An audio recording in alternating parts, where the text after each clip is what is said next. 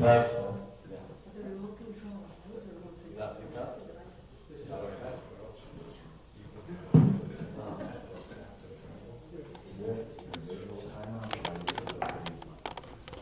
I will do a one in the morning. Let's go. I can send my. Yeah, this is my own TV.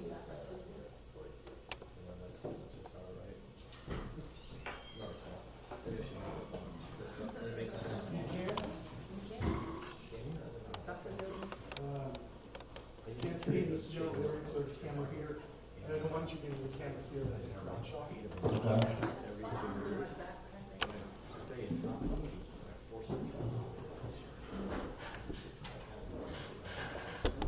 Okay, I think, Mark, are we ready from your standpoint?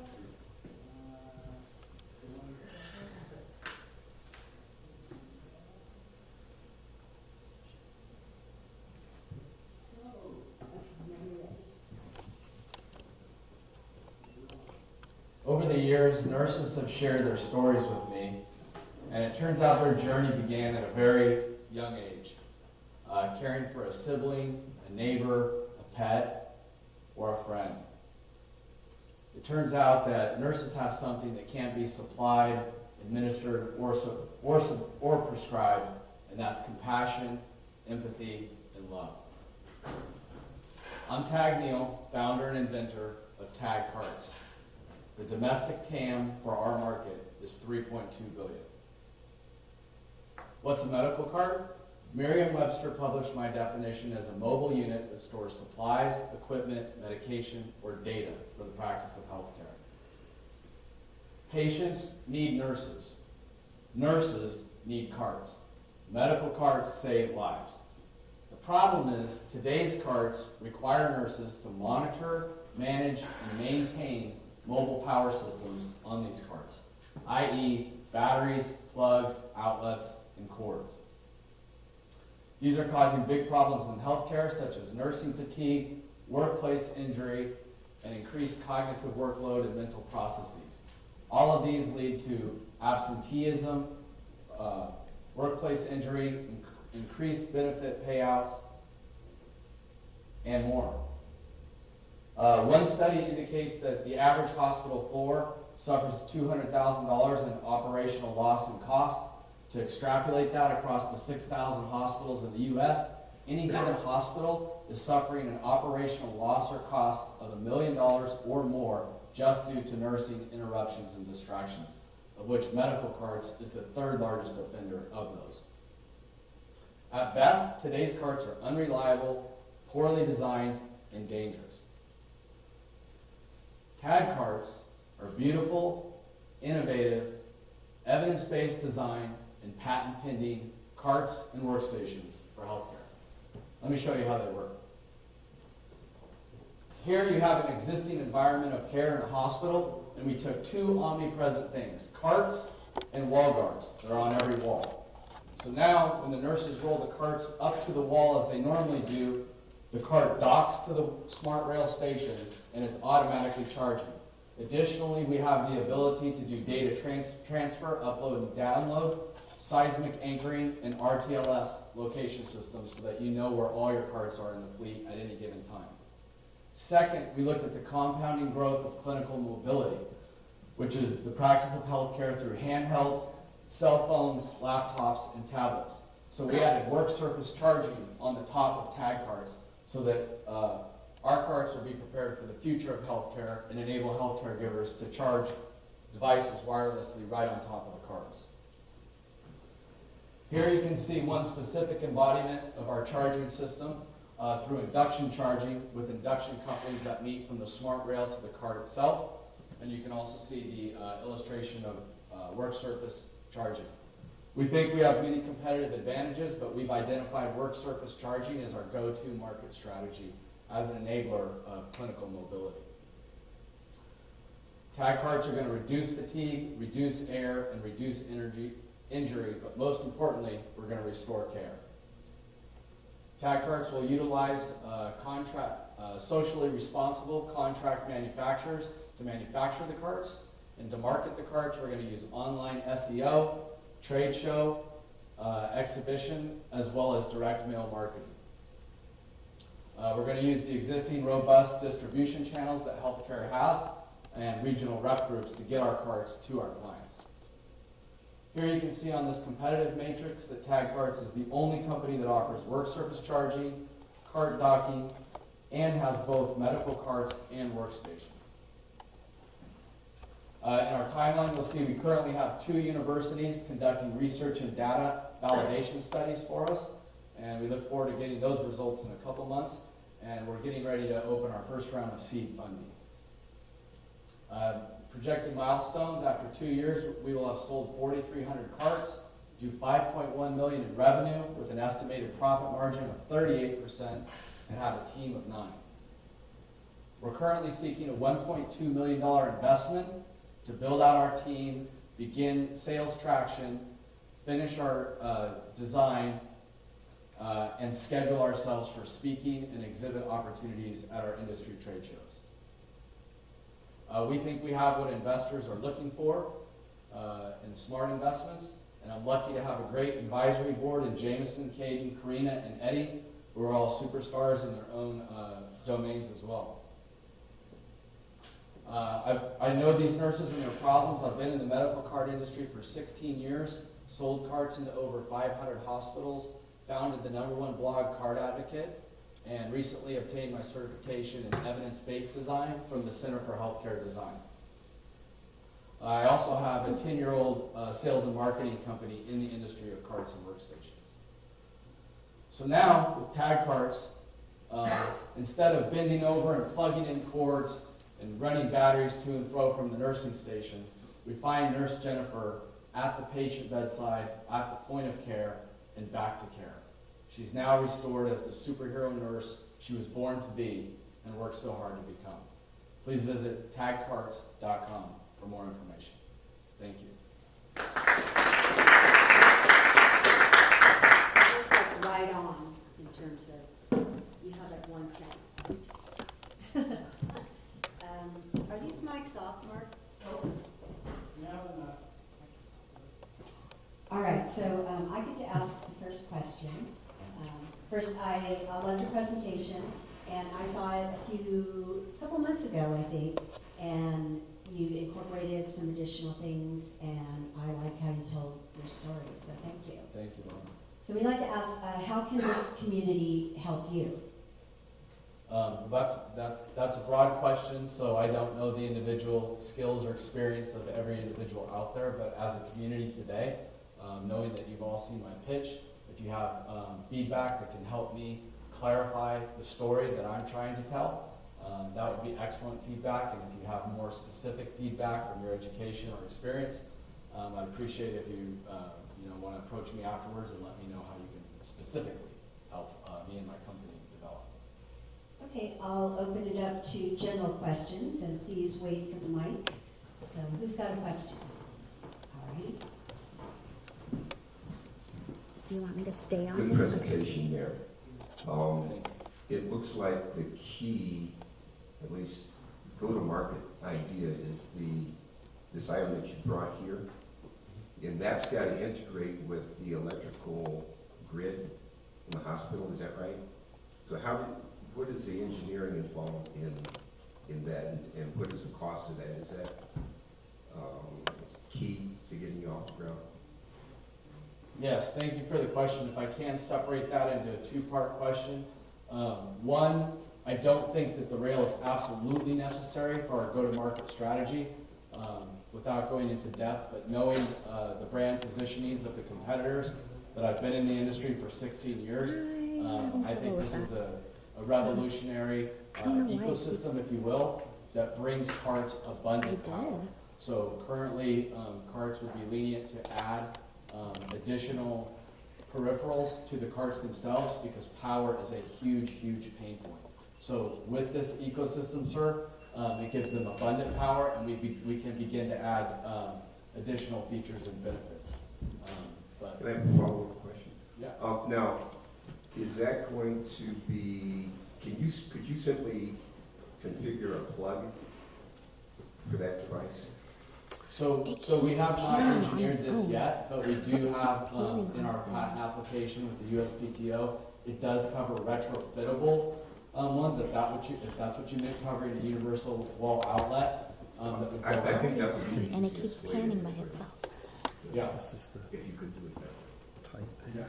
This is the pan. I think the second part of your question was It's around probably how it's do you loose up engineer here, that's this. why. We haven't engineered it. Our patent It's covers any and all embodiments of charging with a cart, mating with a You may wall, just have to hold it. specifically at a fixed Oh, height, okay. horizontally elongated fashion. So anything along those lines, we've just identified induction charging as the highest potential embodiment thereof charging the carts in that way. Did that answer your question? I'm sorry. Yeah. Okay, thank you. I'm gonna just step up. You mentioned it holds and captures data. What kind of data does it hold and capture, and how does that data add value to either the nurse or the patient? Great question. So yeah, the definition of medical carts includes data as well as equipment, supplies, and medication. On the data side, this would be a workstation on wheels, and the electronic healthcare records, which the implementation started around 2012. Now, as patients, our records are kept electronically in data, and so these are captured here on these workstation on wheels carts, which are then sit on the LAN, the local area network in the hospital, and they communicate with the software such as an Epic or something like that. So is it like an iPad that they read off of? Like literally how are they like able to engage with that data? Okay, so we have laptop carts and powered carts. They're going to use a CPU on board, or they would use a laptop, which they would plug into an existing monitor on any workstation available. But as I mentioned, going into clinical mobility, we're going to see a lot more handheld devices, tablets, cell phone, and handheld diagnostic equipment in healthcare. And for an example, if I'm a specific clinician, a respiratory therapist, and I go into the patient room, Nurse Dan is already there. He's sitting there at the bedside cart ready to take notes on what I say. I come in with a workstation on wheels with my tablet or my laptop and give my treatment or diagnosis or assessment while I'm there. So the workstations are mobile and they're used for electronic healthcare. Static medical carts would have specific applications such as a code cart, anesthesia cart. One example I give is a sternotomy cart. So if you're in the OR during surgery, your chest is expanding and they need to crack your chest plate open, boom, they have a sternotomy cart that comes over. Everything in that cart is optimized for that emergency situation to crack open that chest plate and perform that emergency situation. So medical carts have many different applications. This one would be more dynamic and fluid in the healthcare place. Yes? So my sister is a nurse, so this is particularly interesting to me. Have you worked or talked with nurses and have they given you feedback on this idea?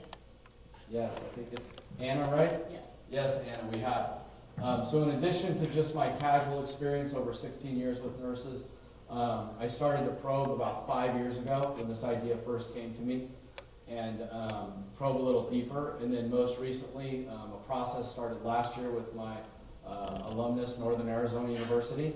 And their student business students are doing a semester-long Qualtrics online survey this semester.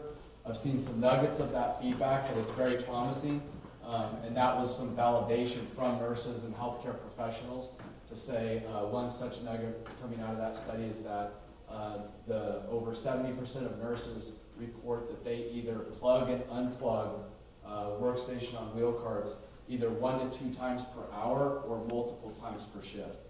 And if you remember my previous slide, which indicates every interruption or distraction has a $95 cost associated with it, you can see how we add up to $1 million.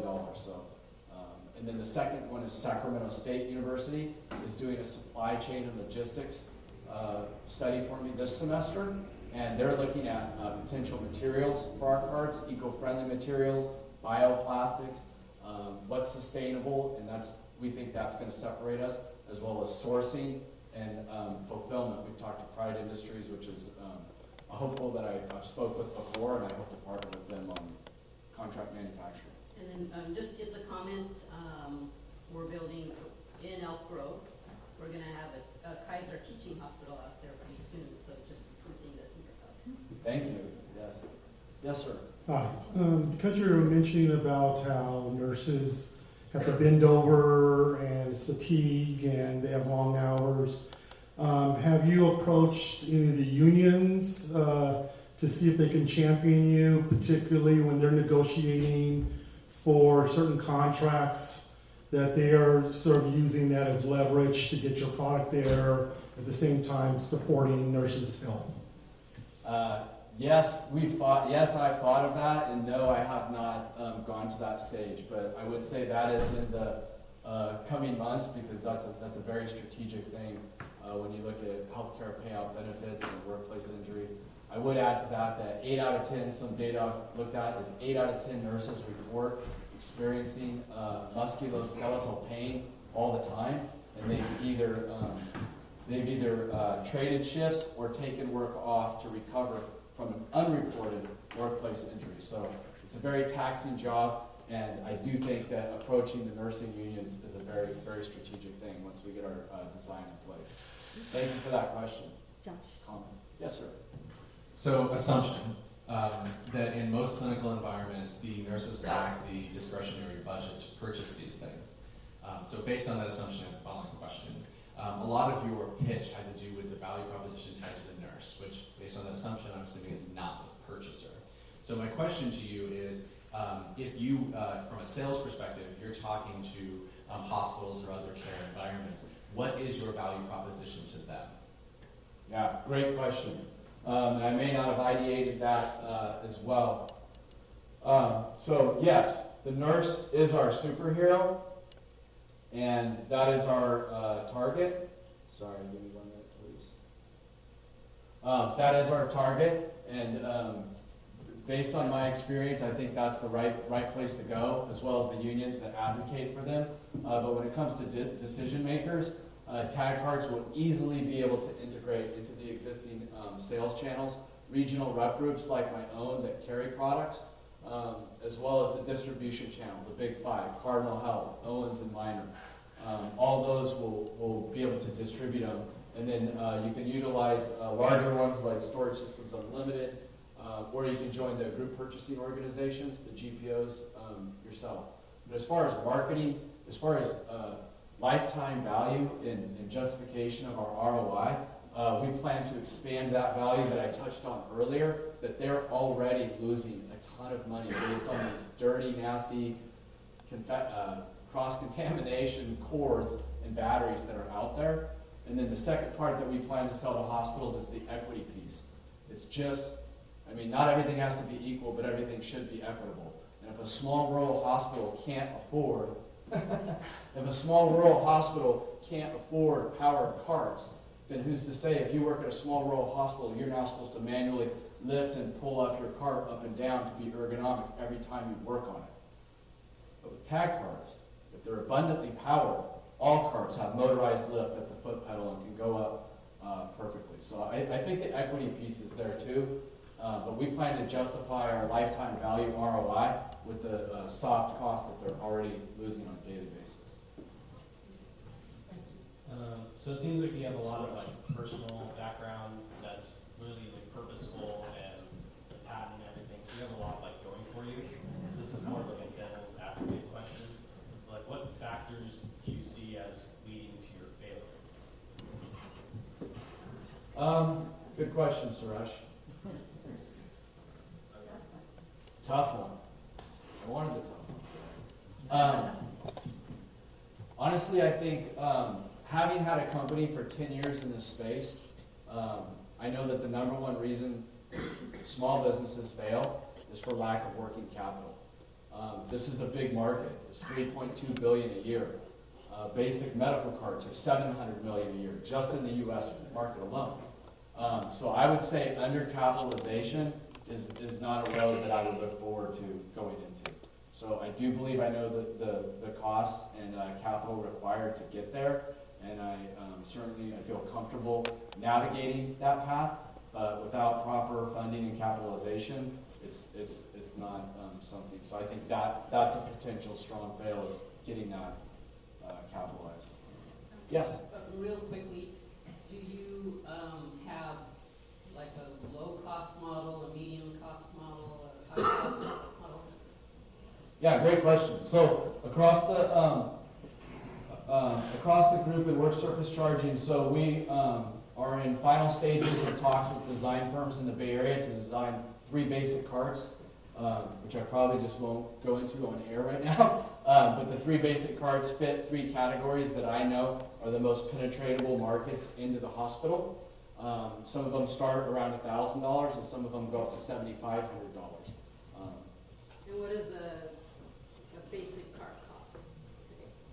A basic cart cost today, I actually think we're going to be within the same parameters as the existing workplace models. Now, when it comes to the smart rails, like the gentleman asked about earlier, that ecosystem would add to that. But I would add, it's not in my slides, but I like to share this. There is an existing major hospital, ED, 89-bed emergency department in the Bay Area.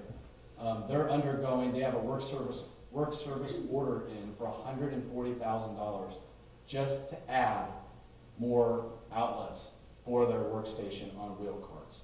So if we had our chair rail ecosystem or our bed rail ecosystem at this time available, that's what we're looking for, is more of those where we say, hey, we could put in smart rails, no more bending down, plugging, unplugging, and it could also have the capacity to work with other products that we're not in, such as beds, gurneys, and other items that are sitting on the rails themselves. So we have 2 more questions and then we're out of time. So Alan. So, thank you for your presentation. So, I'm just kind of sitting here working through all this. One of your biggest competitive advantages is the fact from the charging dock and the not having to plug in, right? And all the benefits that come from that. My question is why is the charging dock kind of put on the back burner when I feel like that's kind of more your competitive advantage? Because if you go back to your slide from the different competitors, if you take that element out of it, you're pretty much on the same level field as most of your competitors. So I was just curious why there's not more emphasis to bring that strategy to market first and really hone that in, because I think that's your biggest selling point in the market to really differentiate yourself. Thank you, Alan. So I think because that ecosystem is so large, it kind of, I don't want to say intimidates, but it's a very large ecosystem. There's very large players out there that can potentially navigate or layer IP, just around mine. So we plan on submitting this into an upcoming contest for ceiling and wall solutions. That win or lose will give us very much visibility into that ecosystem with architects, engineers, designers in construction and healthcare. Based upon that, I think what I've strategically decided is that licensing that out to a couple $1 billion companies that I have introductions waiting for makes a lot of sense. They're already in these spaces with head wall units and other things, and it gives them additional real estate in the hospital to say, we're going to develop this IP so we now have smart rails, not just smart walls.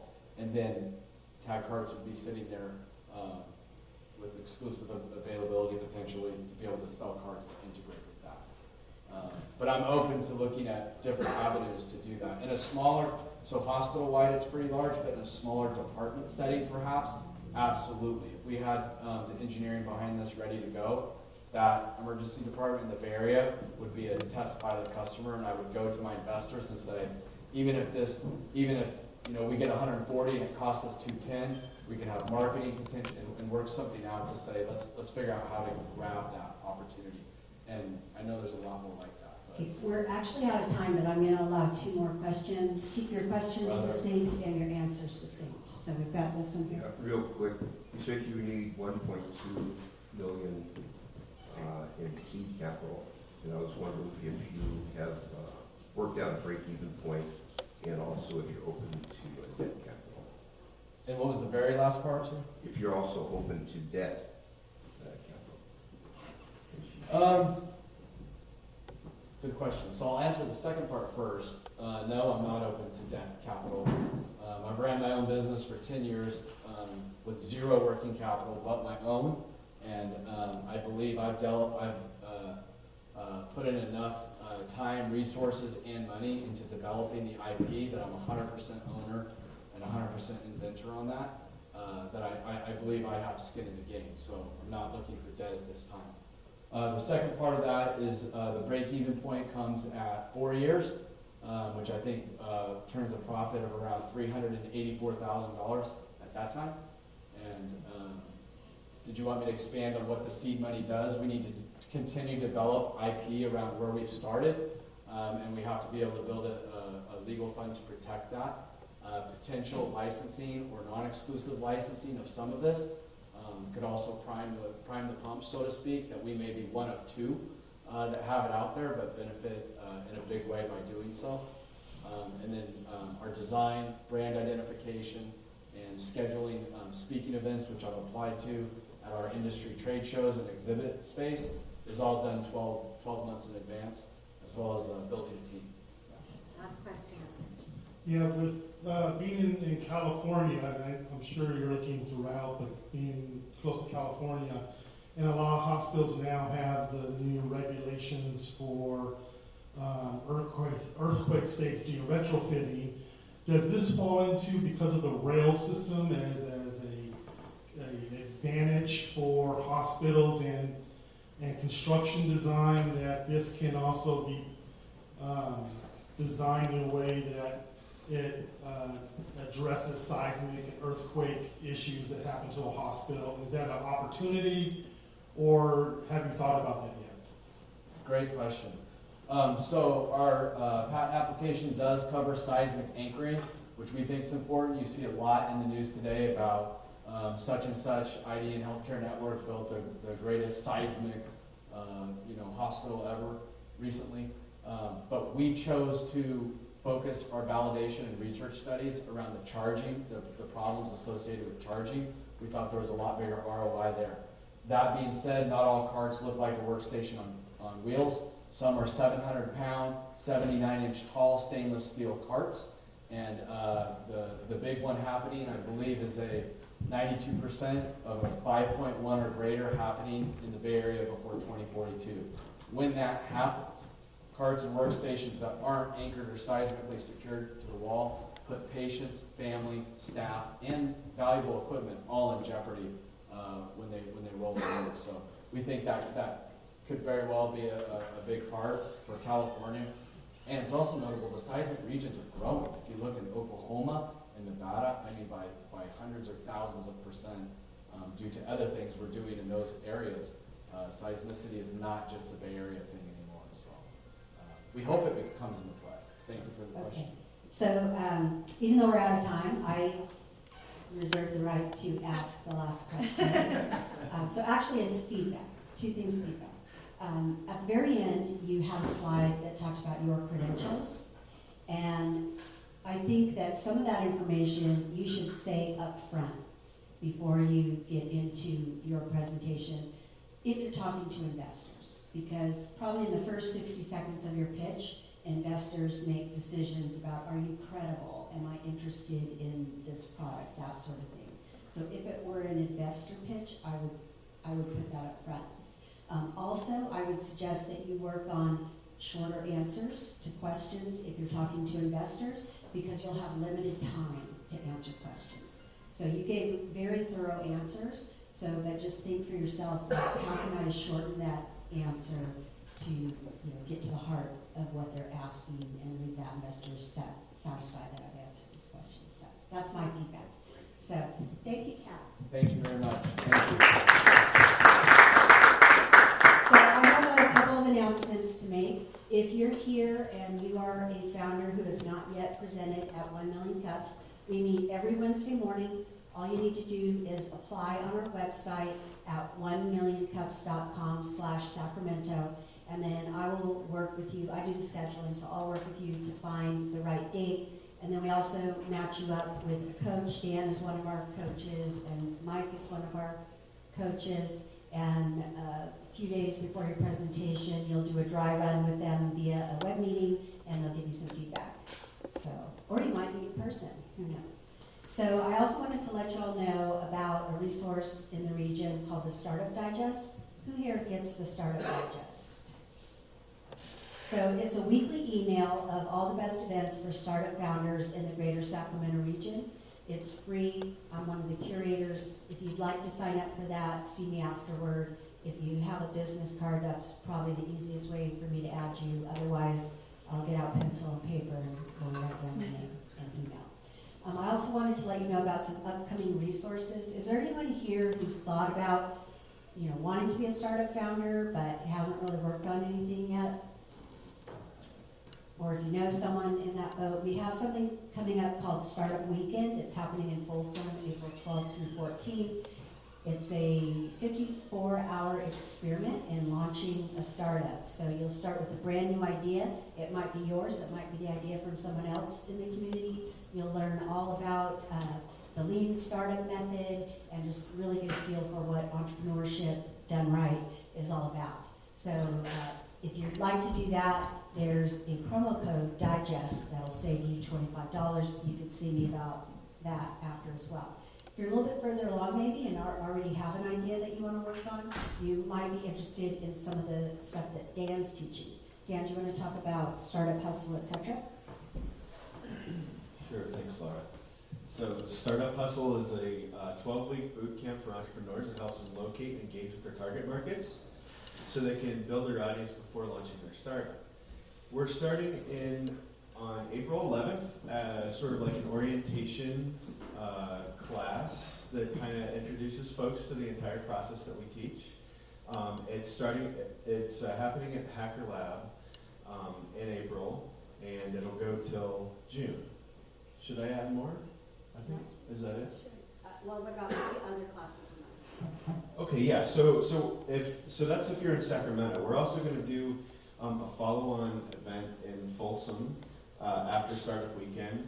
We're also going to do one of those boot camps up in Marysville in the next couple of months as well.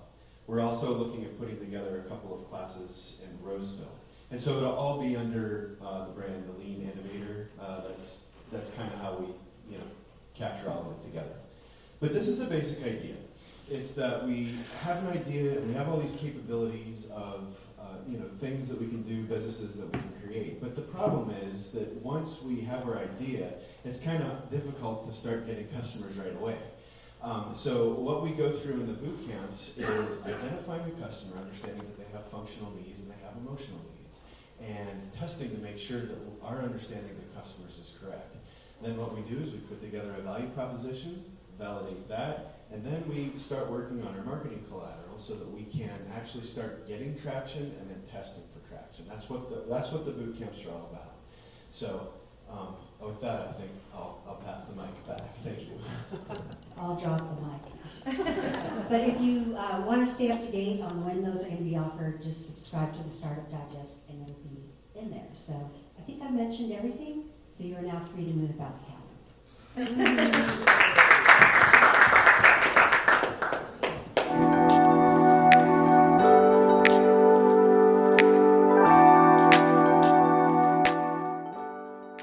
We're over here at the construction sites in Oak Park.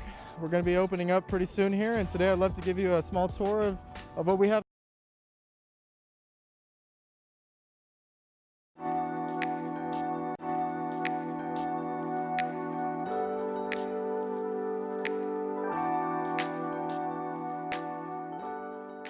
We're over here at the construction sites in Oak Park. We're going to be opening up pretty soon here, and today I'd love to give you a small tour of what we have inside.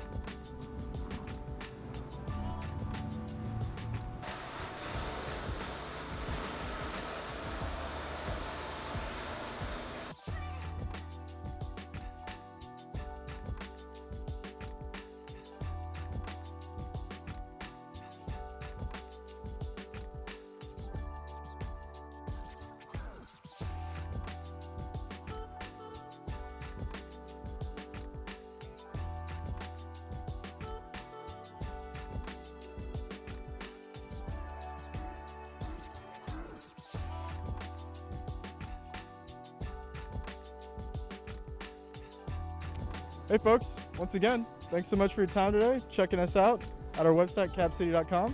If you'd love to know more or join us on our journey, we do have a number of specially priced, limited time, early bird pricing for those of you that come check us out at capcity.com.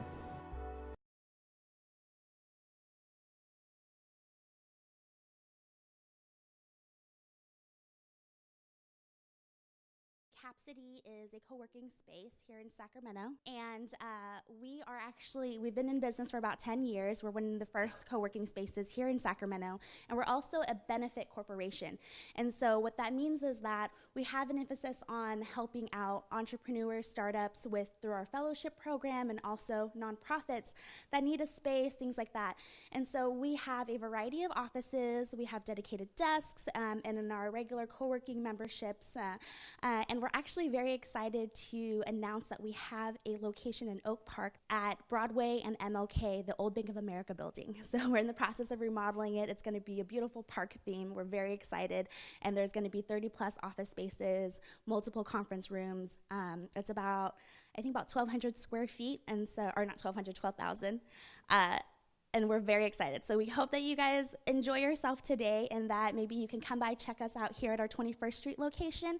And then if you get a chance, when we open MLK, come join us over there.